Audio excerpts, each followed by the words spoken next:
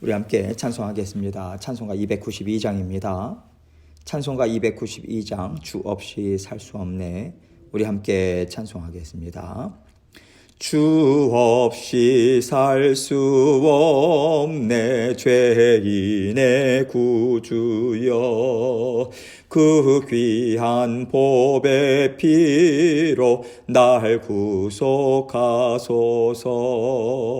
구주의 사랑으로 흘리신 보혈이 내 소망 나의 위로 내 영광 됩니다.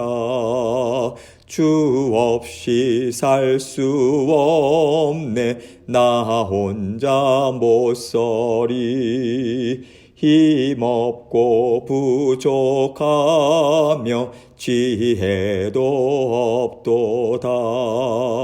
내 주는 나의 생명 또 나의 힘이라 주님을 의지하여 지혜를 얻으리. 주 없이 살 수 없네 내 주는 아신다. 내 영의 깊은 간구 마음의 소원을 주밖에 나의 마음 네 알아주리요. 내 마음 위로하사 평온케 하시네. 주 없이 살 수 없네 세월이 흐르고 이 깊은 고독 속에 내 생명 끝나도 사나운 풍랑일 때 날 지켜주시니 내 곁에 계신 주님 늘 힘이 됩니다.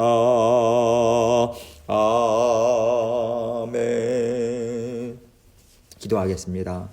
하나님 아버지 감사합니다. 우리 주님께서 사랑으로 우리와 늘 함께 동행해 주셔서 감사합니다. 생업도 건강도 자녀들도 하는 모든 일들 우리의 마음과 생각도 다 주님께 내어 맡깁니다. 사랑하는 모든 성도님들 말씀과 기도와 예배의 자리에서 날마다 아버지 하나님께서 주시는 힘과 능력 공급받아서 살아계셔서 역사하시는 아버지 하나님의 그 은혜를 체험하고 목도하는 저희 모두가 될 수 있도록 은혜에 은혜 베풀어 주옵소서. 주님께서 가정과 또 우리 인생과 또 주의 몸된 교회의 주인 되심을 살아계셔서 역사하시고 보살피심을 아버지 하나님 저희가 날마다 맛보고 살아계신 하나님을 증거하는 예수 그리스도의 증인된 삶을 살아가기에 부족함 없도록 은혜 베풀어 주옵소서. 오늘도 그 길로 힘있게 달려나가라고 영의 양식 주십니다. 오늘 이 말씀 붙들고 아버지 하나님께서 주신 아버지 하나님 그 은혜 온전히 받아 누리며 주님과 함께 기쁨과 감사와 만족으로 살아가는 저희 모두가 될 수 있도록 은총 베풀어 주옵소서. 모든 영광을 아버지 하나님 앞에 올려드리며 예수 그리스도의 귀하신 이름으로 기도합니다. 아멘. 하나님 말씀 마태복음 27장 57절로 61절입니다.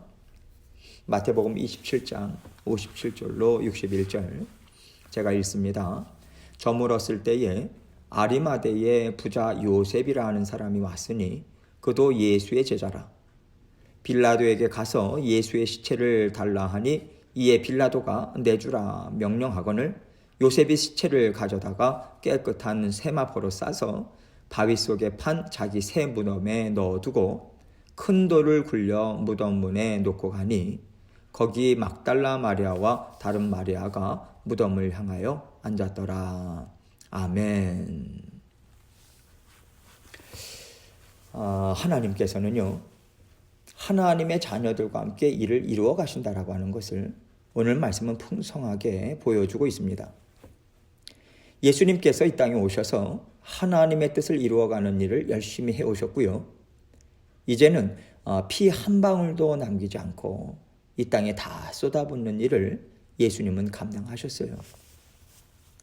예수님께서 이 자리까지 오실 때까지 언제나 예수님과 함께 하나님의 뜻을 이루었던 무리들이 있었죠. 우리는 그들을 특별히 제자들이라고 부릅니다. 제자들은요, 예수님과 함께 먹고 마시고 하나님의 말씀을 나누면서 하나님이 예수님을 통해서 이 땅에 베풀어 주신 모든 은혜와 복을 가장 집중적으로 받아 누린 사람들이에요. 그런데 예수님의 주변에 보면 드러내지 않고 멀찌감치 해서 예수님을 바라보고 섬기면서 끝까지 쫓았던 여인들이 있었고요. 오늘 말씀에는 사내들인 공회원이었던 아리마대 사람 요셉이 나오고 있습니다. 하나님께서 뜻을 이루어 가실 때는 이렇게 여러 사람들로 하여금 합력해서 하나님의 뜻을 이루게 하신다라고 하는 것을 우리는 볼 수 있죠. 또한 한때는요, 제자들이 전면에 나서서 예수님이 공생의 사역을 하는데 돕고 또 섬기고 예수님이 하시는 일이라든가 말씀의 정신이라든가 이런 것들을 다 보고 배웠습니다. 그런데 예수님이 고난을 받으시면서부터 제자들은 다 사라지고 그동안에 드러내지 않고 묵묵히 예수님을 쫓아다니면서 섬겼던 사람들이 예수님의 곁을 지키고 있어요. 예수님을 장사 지내고 예수님의 죽으심과 부활의 증인으로 쓰임받는 것을 우리는 볼 수 있죠. 이것을 통해서 우리는요, 하나님은 은혜 베풀어 주시기를 참 기뻐하시는 분이라고 하는 것을 생각하게 하십니다. 제자들이요, 특별해서 예수님이 불러주신 거 아니잖아요. 가진 것도 없고요. 배운 것도 없고요. 하나님이 하실 일에 대해서 아무것도 알지 못했던 사람들을 예수님이 불러주셔서 하나님이 이루시는 일들에 동참하게 해주신 거거든요. 하나님께서 또 이제는 세상이냐 하나님이냐 이 갈림길에서 갈팡질팡하던 아리마대의 요셉을 강한 팔로 붙잡아 주셔서요, 예수 그리스도를 장사하는 특별한 은혜를 받아 누리도록 하셨습니다. 이렇게 하나님께서는 예수님을 통해서 구원 얻는 자들마다 예수 그리스도의 고난에 참여하도록 이끌어가는 다리 역할을 아리마대 사람 요셉에게 감당하게 하신 거죠. 이제 오늘 말씀은요, 하나님께서 예수님의 죽으심을 통해서 주변에 있던 사람들에게 새로운 마음도 또 새 역할도 주시고 예수님을 통해서 이루실 사역에 힘을 내서 동참할 수 있도록 또 한 번의 변화를 주고 계시다라고 하는 것을 보여주고 있습니다. 예수님께서 십자가에 달려 죽으셨는데 이제 어느덧 해가 저물었어요. 57절 말씀 봅니다. 저물었을 때에 아리마대의 부자 요셉이라 하는 사람이 왔으니 그도 예수의 제자라. 유대인들은요, 십자가 처형을 당한 중죄인이라 하더라도 해가 저물 때까지 시신을 그대로 두지 않습니다. 하나님께서 주신 생명이기 때문에 들짐승이나 날짐승들이 시신을 해치도록 내버려 두지 않고요, 땅에 묻어요. 이제 해가 저물었으니 예수님을 죽게 한 종교 지도자들이 예수님의 시신을 걷어갈 거 아니겠습니까? 걷어가서 아무데나 이제 내던져 버리는 거죠. 이것을 알고 있는 요셉이 그들보다 먼저 와서 예수님의 시신을 가져가려고 이제 온 것입니다. 종교 지도자들이 예수님의 시신을 그 정성스럽게 그렇게 다루겠습니까? 그래서 이제 마태가 요셉이 이제 온 건데요. 마태는 그도 예수의 제자라고 얘기하고 있어요. 그렇다면 예수님을 메시아로 마음 깊이 새기고 받아들인 사람이라고 하는 것을 우리는 알 수 있죠. 그런데 요한복음을 보면 요셉은 예수의 제자이나 유대인이 두려워 그것을 숨기더니 이렇게 증거하고 있습니다. 그러면 왜 요셉은 지금까지 자신이 예수님의 제자임을 드러내지 못했을까? 갈팡질팡했다는 거죠. 예수님을 메시아로 인정을 하지만 이 땅에서 살아가는 그의 삶이잖아요. 그가 받아 누리면서 살고 있는 삶이 어떤 형태로든지 간에 좋지 않은 영향을 받고 싶지 않다라고 하는 마음 때문에 예수님을 드러내고 쫓지 못한 사람이라고 하는 것을 우리는 알 수 있습니다. 그랬던 요셉이 이제는 담대하게 빌라도를 찾아가죠. 58절로 60절입니다. 빌라도에게 가서 예수의 시체를 달라 하니 이에 빌라도가 내주라 명령하거늘 요셉이 시체를 가져다가 깨끗한 세마포로 싸서 바위 속에 판 자기 새 무덤에 넣어두고 큰 돌을 굴려 무덤 문에 놓고 가니. 로마인들은요, 십자가 처형을 당한 중죄인은 십자가 위에 그대로 방치했습니다. 썩고 또 처참하게 들짐승들에게 뜯어먹히도록 그대로 내버려뒀어요. 요셉은 총독 빌라도에게 가서 시신을 달라고 당당하게 요구를 했고요. 신기하게도 빌라도는 예수님의 시신을 순순히 내어줍니다. 여러분, 이것이 어떻게 사람의 마음이라고 볼 수 있겠어요? 유대 종교 지도자들의 눈치를 보면서 예수님을 십자가 처형을 당하도록 허락한 사람이 빌라도잖아요. 그런데 예수님의 시신을요, 그들에게 내어주는 것도 아니고 요셉에게 개인적으로 내어준다라고 하는 것은 있을 수가 없는 일인 거죠. 이것은요, 하나님께서 특별한 은혜를 베풀어 주셨다라고 하는 것을 알 수 있습니다. 요셉이 드러나게 가서 시신을 찾아오는 것도 그렇고요. 빌라도도 모든 사람들이 다 알 텐데 예수님의 시신을 내어주는 것도 그래요. 하나님의 섭리 가운데, 하나님의 은혜 가운데 이 모든 일들이 이루어지고 있다라고 하는 것을 알 수 있는 거죠.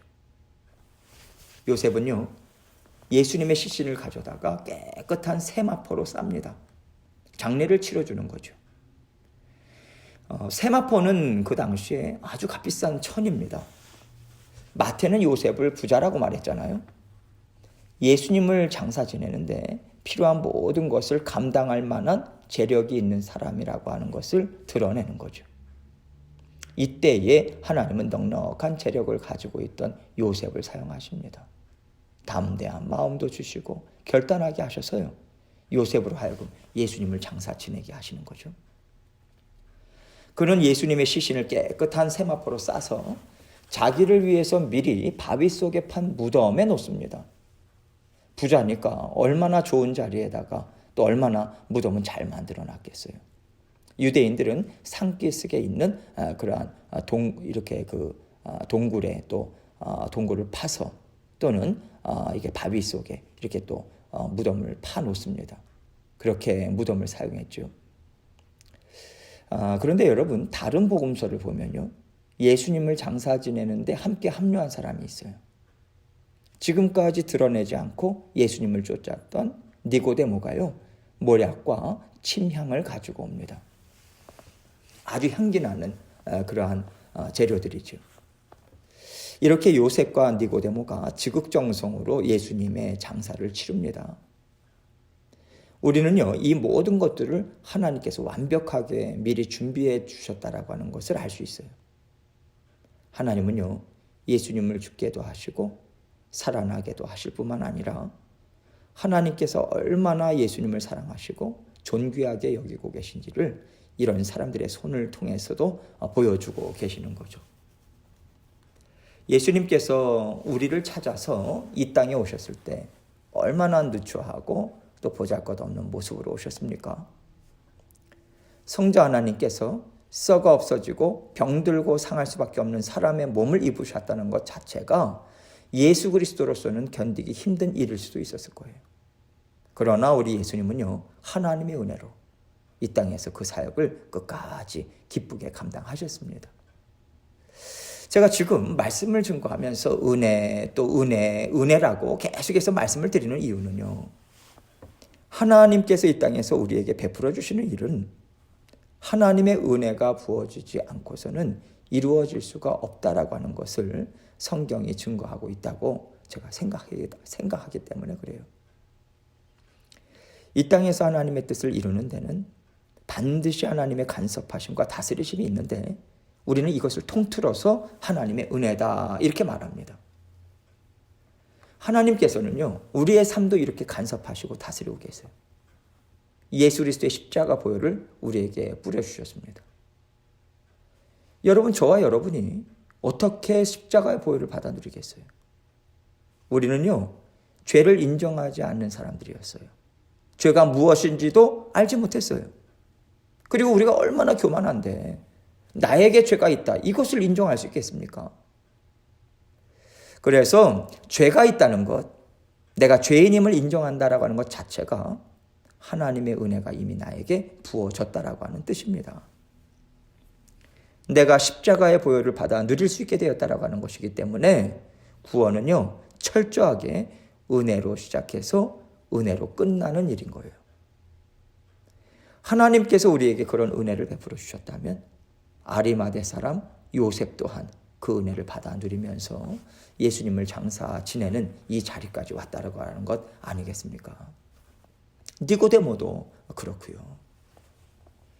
하나님께서 하시는 모든 일은요, 처음부터 끝까지 하나님의 은혜를 통해서 이루어지고 있다라고 하는 것을 하나님은 지금 철저하게 우리에게 보여주고 계십니다. 그렇다면 우리 삶에도요, 이 하나님의 은혜가 부어져야지만 하나님께서 원하시는 뜻을 우리 또한 이루어 갈 수 있지 않겠습니까? 하나님이 원하시는 뜻이 무엇인가요? 우리의 삶을 통해서, 날마다의 삶을 통해서 하나님을 더 많이 깨닫는 거예요. 우리 삶을 통해서 살아계신 하나님을 증거하는 것입니다. 우리가 하나님의 은혜를 받아 누리고자 애쓰지 않고 내어버리고 또 내어버린다면요, 우리는 하나님의 풍성한 은혜를 드러내지 못할 것입니다. 전할 수가 없겠죠. 오히려 우리 자신을 통해서 하나님의 은혜가 부끄러움을 당할 것입니다. 하나님께서 우리를 구원해 주셨다라고 하는 것은요, 내가 은혜 받는 자가 되었다라고 하는 뜻이에요. 은혜를 받아야 우리는 잘 살 수 있습니다. 은혜를 받아야 하나님의 뜻을 이루어갈 수 있어요. 은혜를 어떻게 받습니까? 하나님께서 나를 구원해 주셨다라고 하는 것을 계속해서 되새기는 거예요. 그 의미를 되새기는 거예요. 곱씹는 거예요. 어떻게 구원해 주셨나요? 십자가에 우리 대신 달려 죽으셨어요. 여러분과 제가 그 자리에 있었어야만 했다라고 하는 것을 예수님이 보여주신 거예요. 여러분과 제 살이 뜯겨나가는 고통을 당해야 했고요. 우리가 모든 사람들 앞에서 벌거벗음을 당하고 침뱉음을 받아야만 했었던 사람이라는 거예요. 뿐만 아니라 우리는요, 십자가 위에서 우리의 살이 썩고요, 들짐승들에게, 날짐승들에게 뜯기고 모든 사람들이 보면서 고개를 흔들며 외면하는 자리에 있을 수밖에 없었던 사람이라고 하는 것입니다. 그런데 하나님의 은혜가 우리에게 부어지니까 우리는 구원을 얻어서 주님과 함께 이 땅에서 존귀한 자로 살아가잖아요. 하나님이 예수 그리스도의 이름을 우리에게 주셨잖아요. 예수 그리스도의 피가 우리 안에 흐르고 있지 않습니까? 감히 누가 우리를 건드립니까? 하나님의 아들이잖아요. 딸이잖아요. 하나님의 특별한 보호하심과 돌보심이 보증되어 있다, 이것 아니겠어요? 그런 이 땅에서의 인생이 하나님 앞에서 얼마나 고귀하겠습니까? 또한 우리가 죽음 이후에 어떻게 됩니까? 예수 그리스도의 부활에 동참하잖아요. 이 영광된 삶을 하나님 우리에게 주셨습니다. 이 영광된 삶은요, 우리 주님께서 우리를 대신해서 모든 수치와 고통을 당하셨기 때문이라는 것을 우리는 한시도 잊어서는 안 됩니다. 이 은혜에 감사하고 이 은혜로 인해서 감격할 때마다 우리는 예수 그리스도의 죽으심을 통해서 십자가 보혈의 은혜를 풍성히 받아 누리는 것입니다. 그 은혜를 받아 누릴 때 우리의 삶에 만족이 있고요, 그 은혜를 받아 누릴 때 하나님께 감사를 올려드리는 우리 삶에 영광이 있는 거 아니겠습니까? 하나님께서는 이러한 복된 삶이 막힘없이 흐르도록 날마다 우리를 인도하여 가고 계세요. 하나님은요, 우리의 삶이 하나님 앞에서 날마다 감사와 감격으로 충만하기를 원하십니다. 이것저것 쌓아놓은 것이 많아서 기뻐하는 삶은 하나님이 좋아하지 않으세요. 예수 그리스도의 십자가의 보혈이 나에게 흐르고 있다라고 하는 것에 대한 감사와 만족이 있을 때, 이것이 진정 예수 그리스도의 자녀된 삶을 살아내게 하는 것입니다. 하나님께서 우리에게 주신 모든 것은요, 다 예수 그리스도를 통해서 구원 역사를 이루는 데 사용하도록 준비시켜 주신 것입니다. 하나님께서 우리 성도님들의 마음에 주시는 은혜가 있으시다면 결단하시고 그것이 무엇이든 하나님 앞에 온전히 내어드리기를 원합니다. 하나님의 뜻이 이루어지는 데까지 힘있게 날마다 동참하시고 하나님의 영광을 올려드리는 저와 여러분이 되시길 주님 이름으로 축원합니다. 이 시간 함께 기도하겠습니다. 우리에게 부어주시는 은혜가 날마다 우리에게 끊임없이 부어지고 있음을 우리가 인식하고 우리 주님의 사랑 제가 감사합니다. 그렇게 하나님 앞에 고백하는 심령으로 주님 앞에 나아가기 원합니다. 이 고백 먼저 하나님께 올려드리시고 또 내일 저희가 함께 맞이할 부활주일을 그 감사와 기쁨과 감격으로 맞이할 수 있도록 먼저 준비하시고 또 기도로 주님 앞에 나아가기 원합니다. 기도 제목들을 가지고 주님께 기도드리도록 하겠습니다. 기도하시겠습니다.